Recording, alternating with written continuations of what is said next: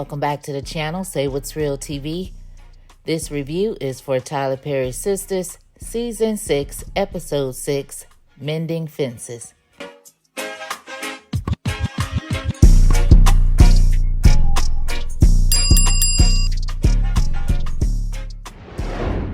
So we open up the episode with Danny and Preston, and apparently Danny went home drunk and high and jumped all over Preston's bones. Now she's waking up telling the man to get out of bed, and they're not doing this. Preston said, girl, we already did this.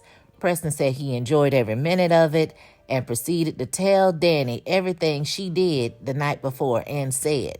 Told her that she admitted that she loved him and all this and that and the other. Of course, she tried to bring up Mindy, and Preston was like, girl, Mindy is gone. Now, whether Mindy and Preston broke it off or not engaged, we don't know. But we know Preston is still there with Danny because they agreed that he would stay there to protect her from Jonah.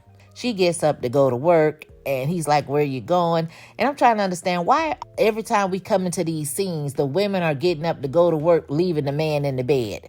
That's getting on my nerves. I need these men to get up and go to work. But anyway, Preston lets Danny know that she tried to make a sex tape of them having sex and posting pictures and all this, and she claims she didn't do any of that. So they chalked all of that up to the type of weed that she was smoking, and she said she was calling her weed man. And I'm like, girl, for what? That's what your whole point was, to get high as hell, right? So that's what you got.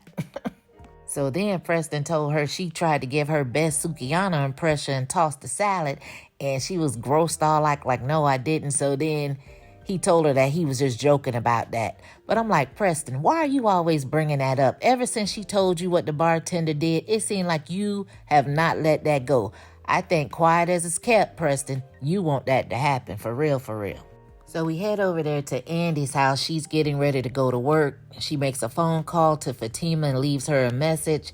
So Karen, she comes up and says she has something to talk about, and both of them have something to talk about. So Karen was like, oh, I was on my way to the salon, and Andy looking at her like, girl, my house is not on the way to the salon. So Karen went out of her way to go to Andy's house to tell her that Zach called her the night before and how sweet he was on the phone, and how, he offered to help her pay for the salon. And while they were on the phone, Fatima came in and he didn't hang the phone up, but he did start talking cryptic. So Andy, she doesn't say anything. She just says, okay. So Karen, I guess she wanted some type of response or some kind of input for him not hanging up the phone, like some type of feedback.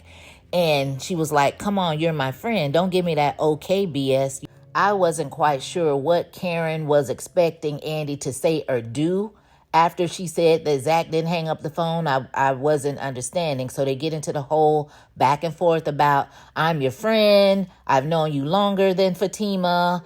Andy has to say, well, I'm friends to the both of you. I'm like, okay, like, what does that have to do with this conversation? Like, she just said, okay. But anyway, Karen then says, I just need you to listen. Well, that's what she was doing. So then Karen goes on to tell her how she's getting ready to go and meet Zach down to the salon because he's going to give her the money to help rebuild and reopen the salon. So Andy asks Karen, why Zach? Karen says, because he offered. Andy told her, I offered you. So then Karen says, well, I want it from him. So this is where Andy talks to Karen and actually tells her what she needs to hear. But of course, Karen is not really receptive of what she's saying. So she asks her, like, what are you doing, Karen? Like, is Zach the baby daddy? Karen don't want to answer that. For some odd reason, I told you I want to tell him first. Like, what is the big secret? You're talking to Andy. Now, this would be the time for you to tell her because you was going to tell her before anyway. So she says, I just want to tell him first. And Andy is like, which him? And now she's, deflecting and want to get off of that. So Andy has to let her know, look, Zach is in love with Fatima. Karen, in her mind, feels like the way Zach was with her out there at the salon, he didn't even look Fatima's way. Like, he must not care about her the way y'all think he do because, I know him. He knows me, this and that and the other. Like, Andy's trying to tell her, look, we have already closed this book, girl. We've closed the book. We didn't turn the page. We closed the book. So let's leave that alone. Karen don't want to hear that. So Andy backed up. She said, okay. So it's just like, oh, don't okay me. Like, yeah, we gonna okay you because you're the type of person that can't nobody tell you nothing. So yes, it's okay to you. It's okay. Because I'll do you the same way. Like, okay, girl, if you say so, do you, okay? Nobody can go back and forth with you. And like Andy said, if you didn't want to hear the truth, why you went out your damn way to come over here to even tell that? Girl. So Andy tells her maybe she just needs some girl time. They'll go out to lunch and then they can talk then. Karen said, oh, hell no, because all they're going to do is just talk about who the baby daddy is. And Andy was like, well, that is a fair question. Like, Karen, what is the issue when it comes to the baby daddy that you're not telling? We need to know, girl. So then Karen, she tries to run out of Andy's house. And Andy was like, no, girl, I thought the body was at the salon still. And she tells her they removed the body and it was the homeless guy. And now that they are looking for the quote unquote family. I still think that's a thing. We'll just keep our good eye on that. So anyway, Karen says, well, what did you have to tell me? So Andy tells her how Gary came over. They had a conversation, even though she was high. She said some things, basically telling him that he was only good for sex, that he wasn't tall enough. And now all of a sudden everything is a little foggy when it comes to the other stuff she said to him. And basically backpedaling and regretting how she said what she said to him. And Karen basically told her, look, he needed to hear it however it came out. And Andy was like, well, maybe I needed to hear those things. So Karen was like, well, we've been trying to tell you for the longest time. And she's like, well, I know.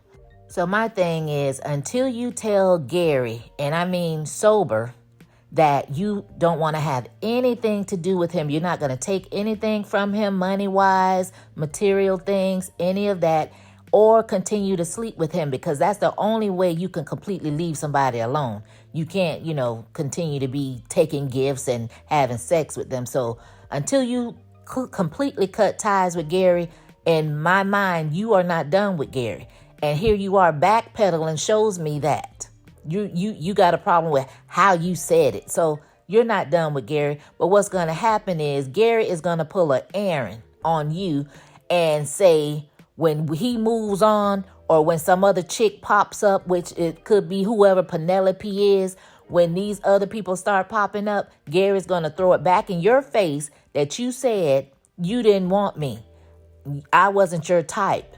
I wasn't man enough for you. You only wanted to have sex with me. You didn't want a relationship. That's what Gary's going to do. Girl, leave the man alone. Just leave Gary completely alone, please. So we get this extremely quick scene between Danny and Sabrina on the phone, where Danny calls Sabrina to tell her she's never smoking again. And Sabrina basically gave her, girl, whatever. Every time you claim you gonna quit smoking, you smoking in the next 10 seconds. So what, you did something stupid or what? So Danny admits she did something stupid, but I guess she's referring to the fact that she actually slept with Preston, which is not like he's some random or anything. So I don't know why Danny is making this such a big deal.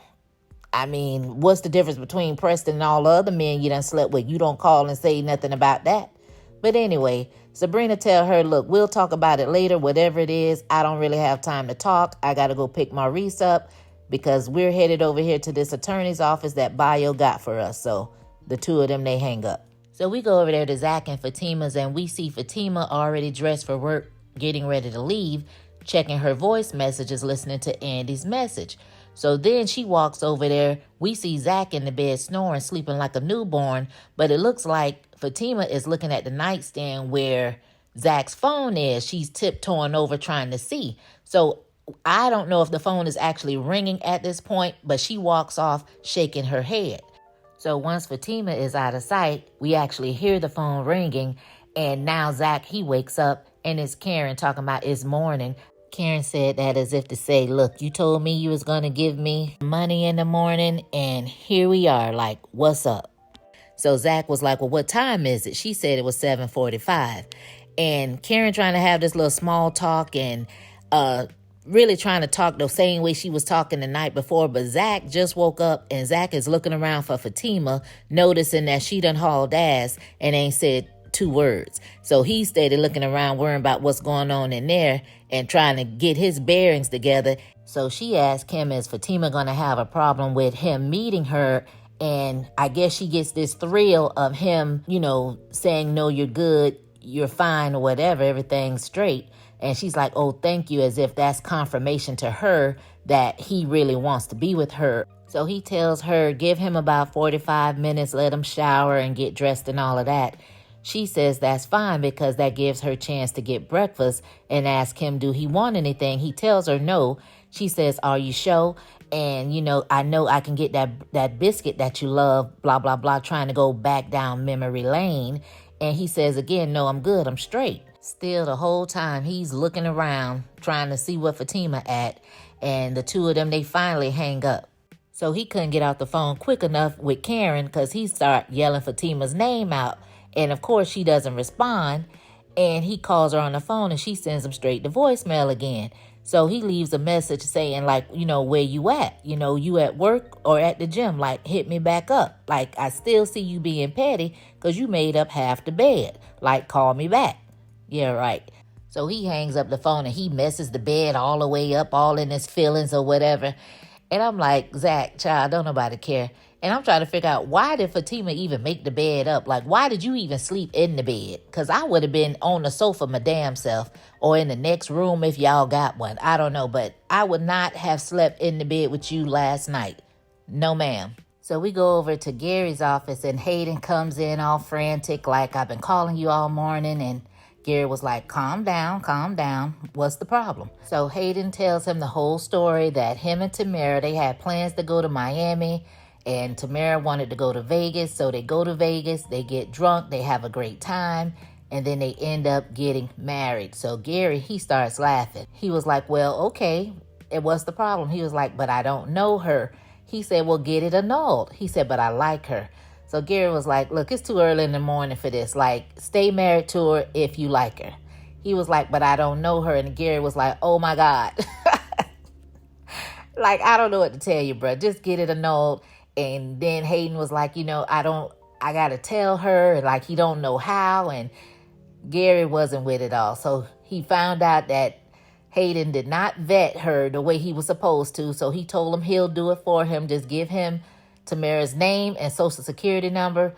Why would Hayden know her social security number is beyond me, because he just met her like a week ago. So I don't know why she would give him that information. But he said he'll have her whole history by the end of the day. And then he looked at Hayden like, she is black, isn't she? Like, I got to make sure, like, he not too... He looking at Hayden like, I got to make sure with you, bruh. So Hayden, he still was acting a little skeptical. And Gary told him, look, again, just get it annulled. You are a lawyer. And he was like, yeah, I know. It's just, I got to tell her. So Gary said, well, go over there and tell her. He said, well, what if she don't understand? Gary said, oh, my God. Like, look, I got my own drama to deal with. Hayden was like, what, you and Andy? He said, yeah. He said, man, come on. Don't nobody want to hear that no more. He like, get out. And Hayden was like, nah, for real, my bad. So they have their little banter back and forth or whatever. So Gary, he goes on to tell Hayden what Andy said while she was high. Then he changed his mind. He was like, nah, never mind. She was high. So then Hayden said, well, when they're high, that's when they're telling the truth. So he goes ahead and tell him that Andy said that if his sex wasn't good, she would have already left him alone a long time ago, basically. And Hayden was like, that's BS. That's not true. So Gary was like, what you mean? He said, basically, she just wants your money. And I'm like, the irony of all of that is Tamara is the one that wants your money. So Gary got into his little feelings about it, and he was like, man, just get out. Hayden was like, what? I'm just playing. He said, no, I ain't even gonna help you no more. He was like, nah, come on, man, I'm desperate. So he was like, yeah, all right then. So he said, look, I'll have the information for you later on, and, just don't stress over this or whatever. Have a good day, Mr. Husband. So Sabrina, she goes over to Maurice's place to get him because Bayo got them a lawyer, so she's going to pick him up so they can go. She gets in there, have a conversation with Calvin about the furniture. She says it's tacky, not knowing it belongs to Calvin, and then she tries to backpedal when she finds out it's his. he in there rubbing all over the pillows, smiling to the little lions on the pillow. I'm like, Calvin, why are you here? So she's like, where's Maurice? He's in the bed, not budging, not waking up. She goes in the room, pulls him out, drags him out rather, and he's being all silly and dramatic, and he doesn't want to go down to see the lawyer because he feels like Bayo hired the lawyer and he's homophobic and he basically only wants to help Sabrina and he'll have him locked up. And child, Sabrina sitting up there begging him. I'm like, girl, please stop it. Stop. So she says she cannot deal with Maurice when he's like that. And I'm like, well, when is Maurice not like that?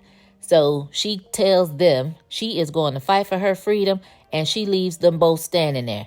And now Calvin has to sit and beg Maurice to go and fight for his freedom, and tells him, if you go, I'll take you to your favorite restaurant. And that seemed to do the trick. Maurice, you're a grown man.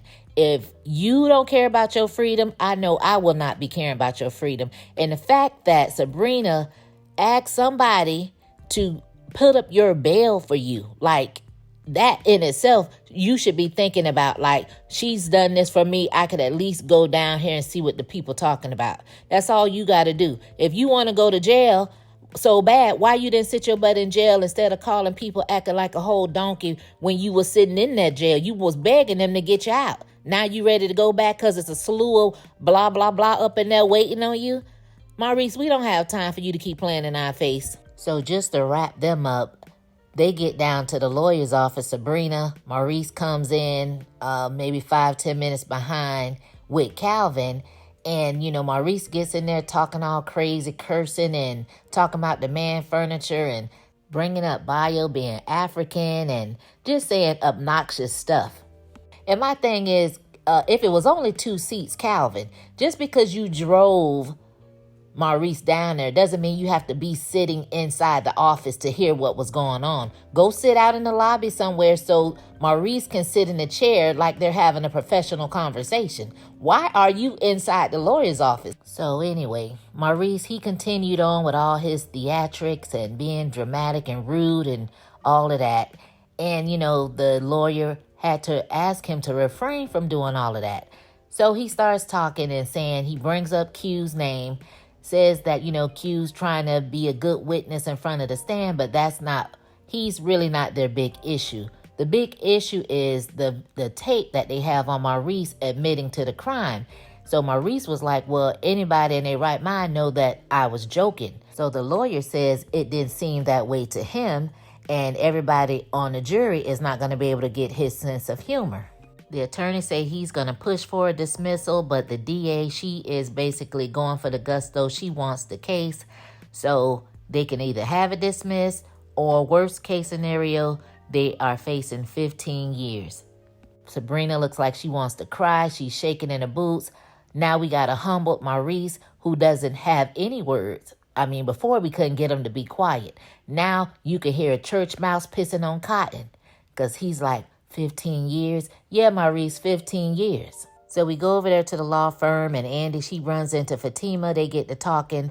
She notices that Fatima is not okay, so they start talking about the incident with Zach running out on her, and she hasn't talked to Zach, and they're going back and forth with that. And Fatima basically says she's just trying to rationalize things. She's been working on it. And she knows how she is. She doesn't want that B to come out of her because, he knows how she can get and everybody knows how she can get. Like, we ready to see how you can get because, again, when you need to pop off, you don't. And, it's whatever. But if this is what you need to do to be better, Fatima, be better, girl. I ain't mad at the silent treatment because I'm good at it myself. So it is what it is. It may not be the best technique, but hey, do what you got to do. So she was like, I left the house early so I wouldn't have to talk to him. So Andy says, well, I don't know what good that's going to do because here he comes now. So we see Zach bulldozing his way towards Fatima and Andy with the receptionist, Trish. So Andy tells her, look, the proper protocol is to call and let us know someone that's up front. Now, she saw Zach walking with the lady and there was no stopping Zach. And they're going to tell the lady, don't let it happen again. So this answers my question a couple of episodes back when I asked, why is the turnover rate so high at that receptionist desk it's because Andy don't know how to talk to people. She talked to the employees any kind of way. She used to talk to Fatima any kind of way. When Fatima rolled Gary into that her apartment in that little cart, she called Fatima in there and cursed her out like a dog. And Fatima was like, "Yes, ma'am." I'm like, "Oh, no hell, no hell." Andy do not know how to talk to people. So that's why them people be quitting on that ass in that position. So anyway, she telling Zach that he got to go. He going to throw his hand up like talk to the hand. Like, see, this is why I don't like him coming to her job. I get sick and tired of every week, every other day, he's coming to her job. They're trying to tell him she's at work. She's trying to work. He's grabbing her arm, acting like some little wild maniac. Like, how you just gonna leave the house and don't tell me? You don't storm to nobody's job to ask that. Are you crazy? So they come up with some things that Fatima got to go do, work related, and she goes off without saying anything to him. And he's looking at Andy like, damn, is she really all that mad? Like, you don't know? So now Andy is the third person to try to tell Zach that he made his future spouse feel some kind of way. And all he could say is, we thought she was dead. Yes, everybody thought Karen was dead, but everybody realized she was alive, and they quickly came back to reality, and everybody went to drinking, smoking, getting high, hunching, living their best life. Life went on. They came back to reality, and all you seem to have done is stay stuck on reminiscing on the love you had with Karen. So Andy tells Zach, just give Fatima some time because, they know how she gets.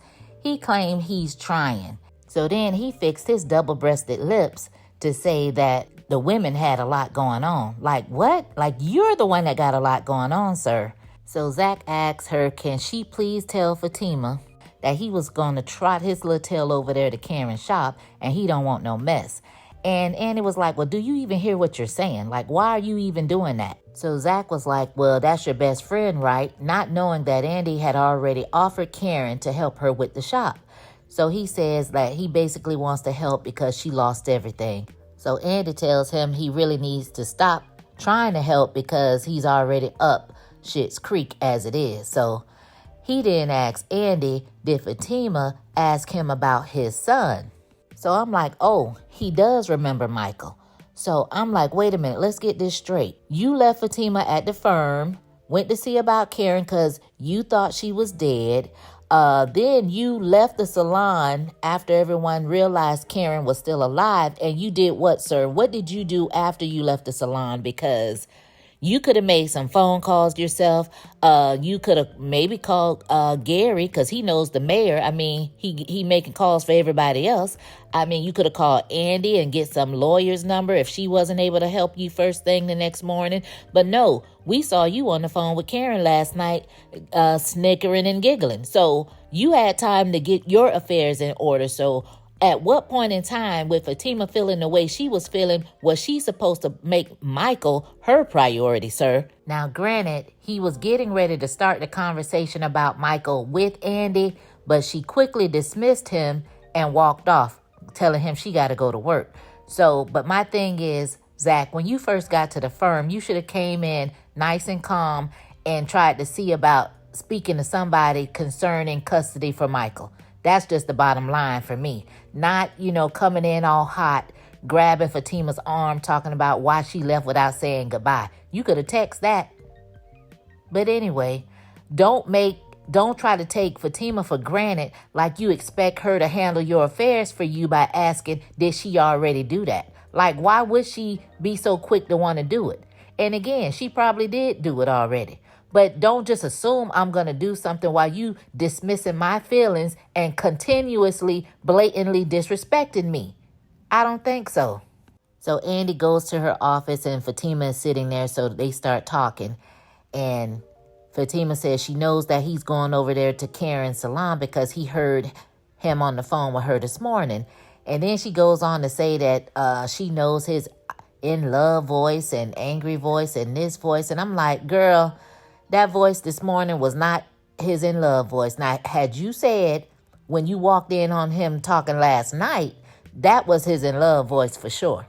but not this morning, girl. He was too busy worried about why you wasn't in the house and just waking up. So that's a negative. So anyway, she's talking to her and says she just still processing, and she's taking the ring off, and she ends up giving Andy the ring to hold for her. Andy puts it in this little box on her desk, and I'm like, child, this just some foolishness waiting to happen. That's all that was about. So we head over there to the salon, and Karen is there. Pam walks up, and Karen asks her, like, what are you doing here? Like, I wish you came this early when the salon was open. But, Pam don't care nothing about that.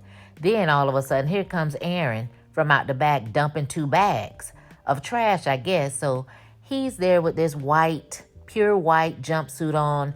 And Karen's like, what are you doing? He says, I'm just here to help. Like, what, you don't want me here? And Pam was like, hell yeah, she wants you here with her no insurance having behind. And told Karen, like, the least you could do is say thank you. So she thanks the guy. But my thing is, Aaron, if the inside of the thing is burnt up to a crisp, why is your jumpsuit super white, like super clean? No soot, nothing on it, just clean. But you coming out with 2 bags. So they were trying to figure out a way for Karen to see the inside of the salon without her going in there because of the chemicals. So Aaron was telling her he can get her to look from the side door or something.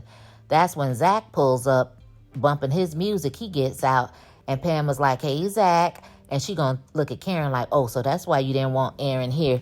And Karen told her, girl, mind your business. So Aaron actually speaks to Zach, and Zach was like, oh, nice suit, Aaron. That's the best I've seen you look. Aaron told him, look, I got a little youth size in the back, if you're here to help or be useful or something. So then Karen, she jumps in like, Aaron, can you give me a minute? Because she wanted to talk to Zach. So Karen, she sends Pam off. Her and Zach get to talking, and he finally asks her about the baby. Is she okay? Is the baby okay? Whatever. And basically agrees that she doesn't need to go inside the salon because of the chemicals and all of that.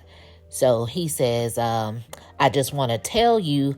And he kind of grabs her around her, I don't know. He kind of puts his hands on her to say something. And she was like, you don't have to say anything. And she leans in and she gives him this kiss on the cheek. And we look over, and Fatima is standing right there taking it all in.